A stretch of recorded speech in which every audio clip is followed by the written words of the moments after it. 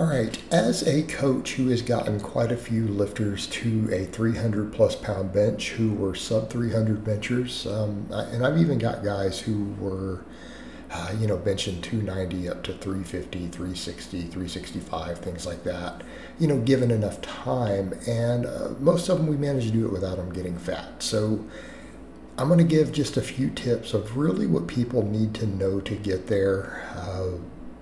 And this applies to really both guys who are on stuff and people who are drug free, because I've actually done this with both.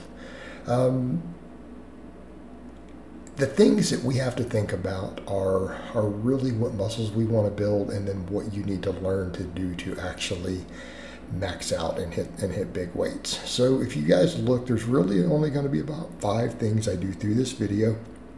But these are really the 5 things that you would need to focus on to get there on these lifts. And I'm going to assume a 300 bench for someone who's drug-free. Okay, so what do we need to do to get there? Right off the bat, the thing that you noticed at very first lift I did a nice solid pause bench. Most of you out there, you're probably not going to do, 300 plus flat back like I did there. You just may not, particularly not drug-free, not with average genetics. You might get there, but I wouldn't necessarily bank on that. So you may need to arch, but all of that aside, what do you need to learn to do? You need to learn to pause bench. So what I would say is any heavy work that you do, heavy work meaning anything in the 1 to 5 rep range, right up front, you need to pause it. You guys notice I did a 2-3 second pause there on just that normal training max. It's not my true max.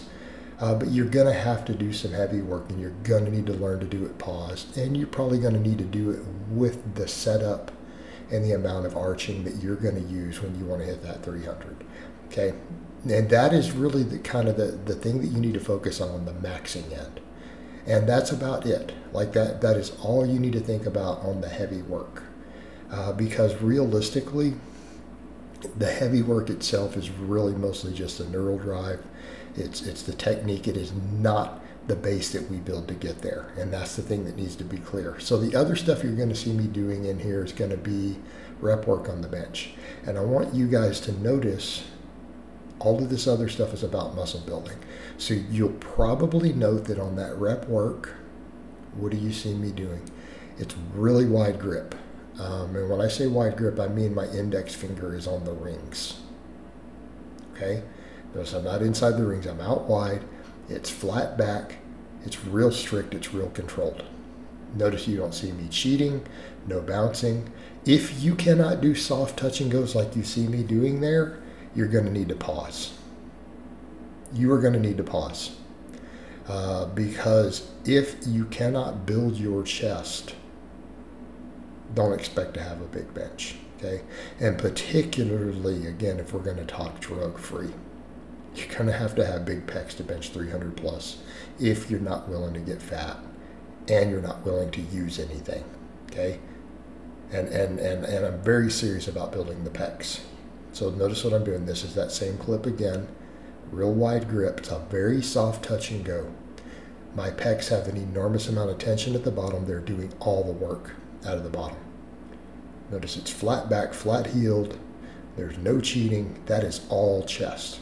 Now, obviously, delts and triceps are working some, but the chest is doing the brunt of the work. You're going to have to build pecs. All right, straight up. All right, as far as other supplemental lifts that you see me doing, what else would you need to do?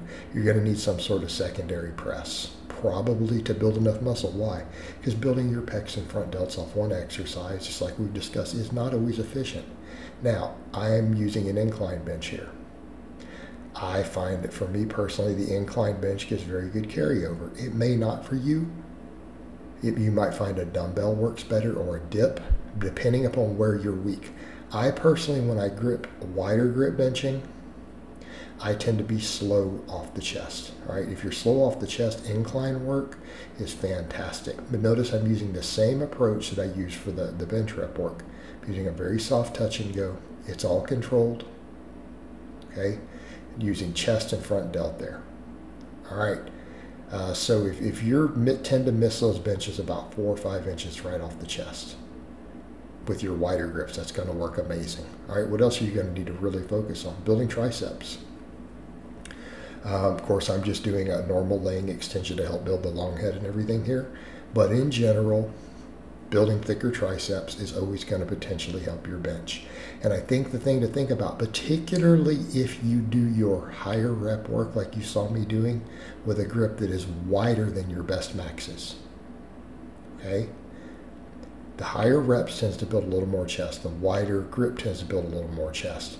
When you go to max, you might find your triceps are not up to speed. So doing additional tricep work is a real good idea. You guys are going to see a trend here. Notice I'm saying we need really big pecs and really big triceps. Right? And here's the thing that I'm going to point out with that. People are like, but I see a lot of guys who don't focus on that, and they have massive benches. Yeah, they're either genetically gifted or they're on plenty of gear. We've already covered that this is advice for people who aren't on anything.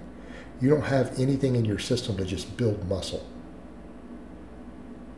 You have to do it all through the training.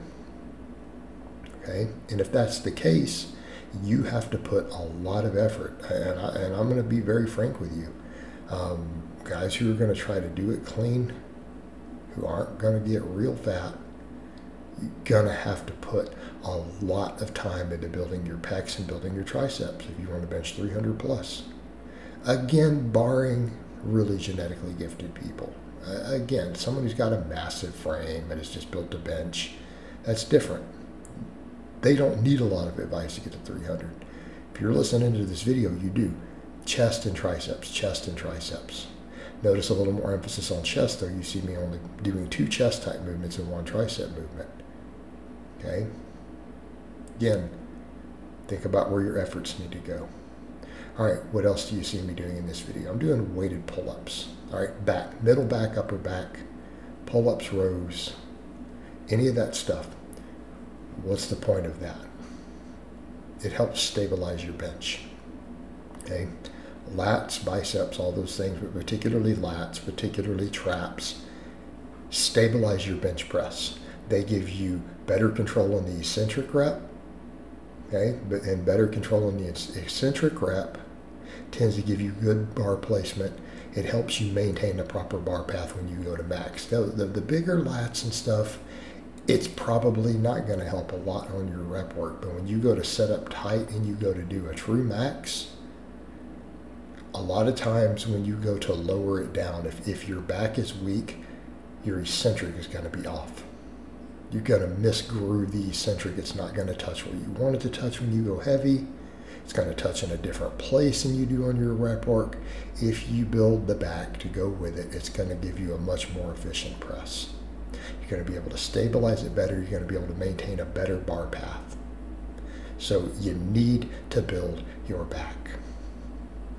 All right, guys, but that's really all I have to say on that today. I hope it's been informative, and I'll talk to you guys next time.